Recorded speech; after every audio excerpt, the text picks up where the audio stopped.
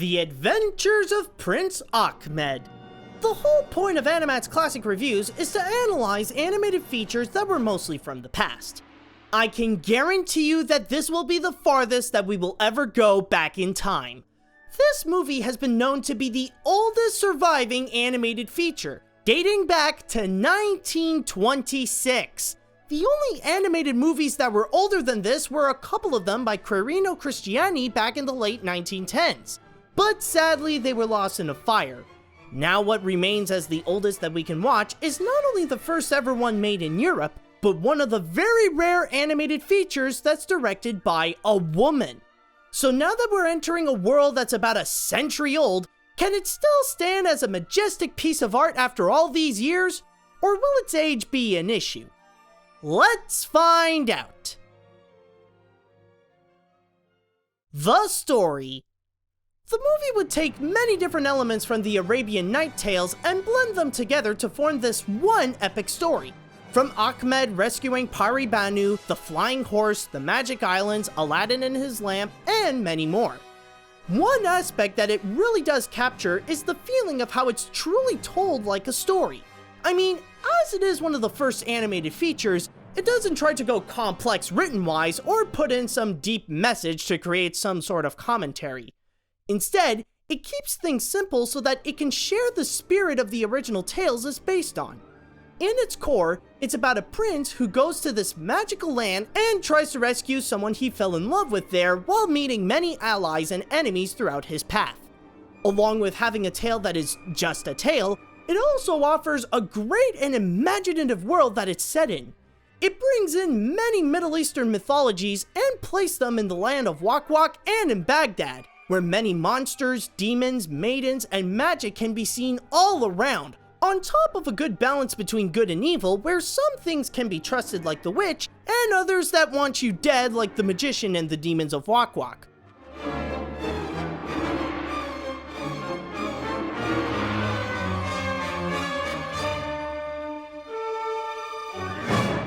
If I do have to pick out an issue with the story, it starts out with a lack of focus on its goal.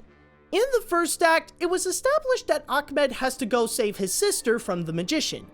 But when the second act comes in, that's pretty much thrown out the window, and it now rather wants to focus on the relationship between the prince and Pari Banu for most of the film. Luckily though, it does make up for it with an ending that's filled with creative action, and everything ends up tying together well. Sometimes, stories nowadays want to implement so many things upon itself like side plots, metaphors, and messages that it ends up complicating itself. This one reminds us about the beauty of how a story can be just a story. The animation.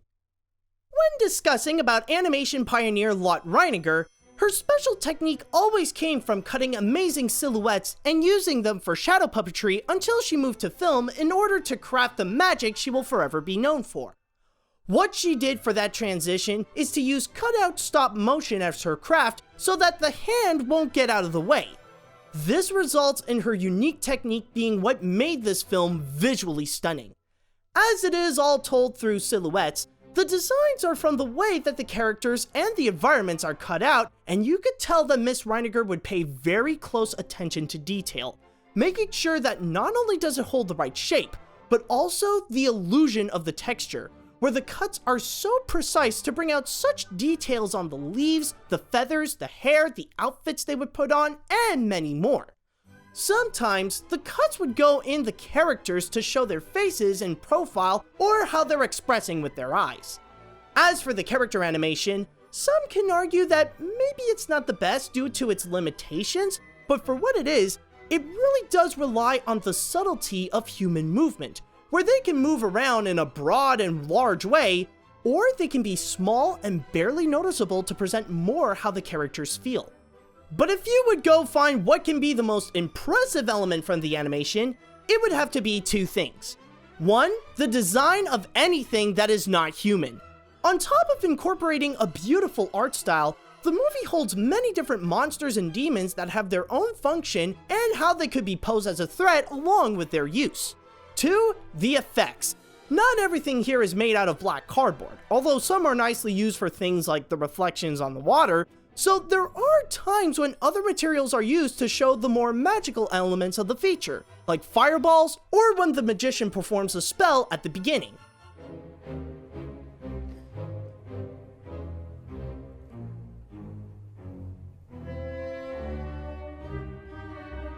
When your animation can still enchant people after more than 90 years with the absolute minimum use of color, you've officially created something that's visually timeless. The characters. As it is a straightforward story, this movie also contains some straightforward characters, but can include a little twist. Some can have more depth with an interesting backstory, while others might need more of an explanation to understand their motivation. Starting off with Prince Achmed himself, he's more of the brave adventurer and would go through many lengths and obstacles to be with the one he loves. However, that's how he is throughout most of the film. In the second act, he becomes a horny bugger, taking time to make out with random women, and the moment he found the one that captured his heart, he decided the best idea was to kidnap the girl and hope that she'll love him back. I don't know what's crazier, doing that, or the fact that it worked.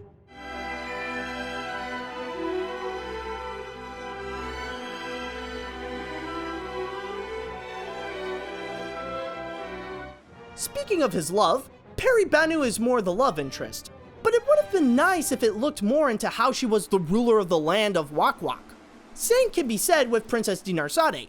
She started as the one that needs rescuing, but her portion of the story doesn't come in until the 4th act. Oh, and by the way, the movie is cut into 5 acts, just to mention quickly. As for the African magician, he was on the right path to be a great villain. He has the powers, he has the malicious intentions to kill Achmed, he has the necessary tools to be a memorable villain in animation. However, one issue that he has is, again, a lack of focus on his goal. The movie makes it hard to be clear if what he aims for is to marry Dinarzadeh, for money, for power, or whatever. His motivation is rather unclear. Now I know I'm being more critical here, but I'm not saying that they're bad characters. They're very interesting and great. It's just that they could have had a lot more potential. But luckily, some of them do, including the Witch of the Flaming Mountain, a great enemy of the magician and is willing to help Achmed on his adventure, and Aladdin, who was in love with the princess but had to run away when the Caliph blamed him for her disappearance and ended up aiding the prince. Kind of funny how Aladdin came into Achmed's movie and then decades later, Achmed would appear in Aladdin's movie. Although a few might need some clarification on themselves, the characters still serve their purpose to the story and can have something worth remembering about them.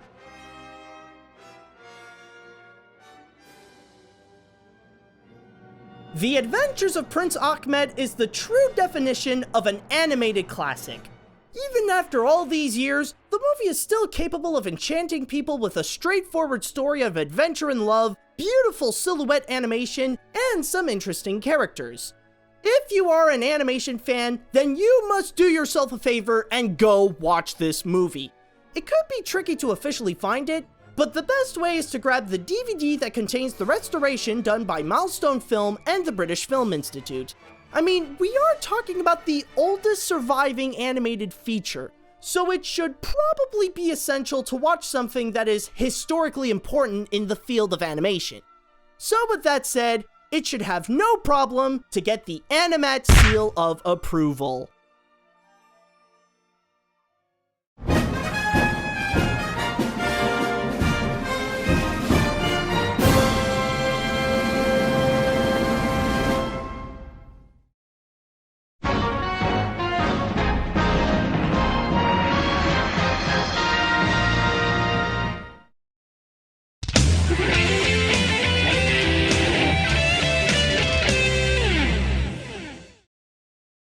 Hey guys, this is AniMat. I just want to start things off by giving a huge thanks to Mohammed Fikri for his amazing support on Patreon, which actually allowed him to get this review of The Adventures of Prince Achmed.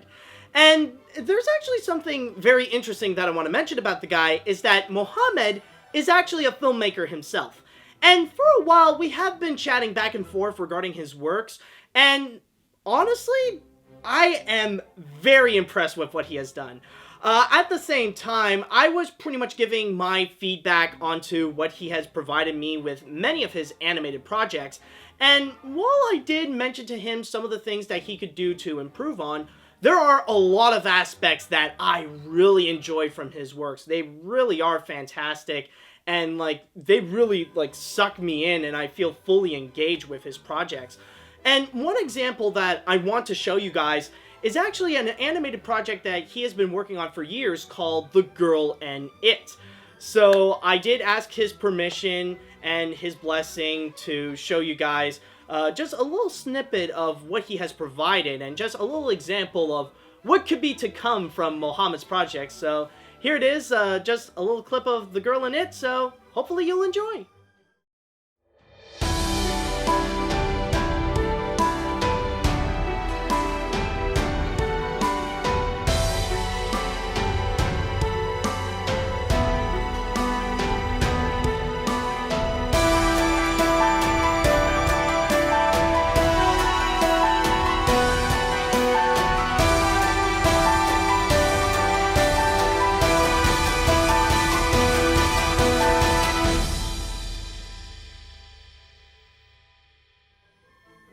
So yeah, that's just a little taste of what Mohammed can do as a filmmaker. And after this, I really encourage you guys to go and look up many of his projects and to go and look up The Girl in It. Now, if I may take a little time to go and talk about The Adventures of Prince Achmed, this is one of the examples why looking into animation history is pretty much important, and to find new respect not only for the medium and like the very beginnings of what animation has done, but also to respect and to really appreciate some of the animated projects now, because this movie would later on go and influence many different projects. One great example is that during The Adventures of Prince Achmed, there is actually a scene where the witch and the magician would fight each other by turning into different animals. This would later go and inspire Disney to create their own scene where a witch and a wizard would go duel each other out by turning into different animals in The Sword and the Stone, which many people can argue that it's pretty much the best scene in the movie. And then, of course, there is Aladdin, which did take some elements from The Adventures of Prince Achmed. Not a lot, but there are a few things and a few nods that are there as well. But the most recent example that I can think of, there was actually one person who is actually very inspired by the works of Lot Reiniger, and you might actually know her as Rebecca Sugar. Now, I haven't watched Steven Universe myself, or at least by the time that you're watching me talk about this, I have yet to see an episode of Steven Universe, but you guys might know what I'm talking about when I say that the art style was actually the inspiration for one of the episodes called The Answer. So that's pretty much what I mean by looking into your animation history to pretty much find a new appreciation for the works even of today. But anyways, that is pretty much it with The Adventures of Prince Achmed, and now we are going to go way forward into time with a Patreon request. Yes, we're going to get another one, and this time we will be getting one from Brian. He only put his name as just Brian, so yeah. Basically, we're just gonna call him Brian. So, if you guys would like to be like Mohammed and Brian, and you want to go and support my work, and at the same time get some awesome rewards, then all you have to do is go to patreon.com/animat. But at the same time, if you guys would like to suggest an animated film you would like me to review and I would put into the animation hat, then all you have to do is write me an email at animatsreviews@gmail.com. So with that said, what is it that Brian suggested to me to go and review?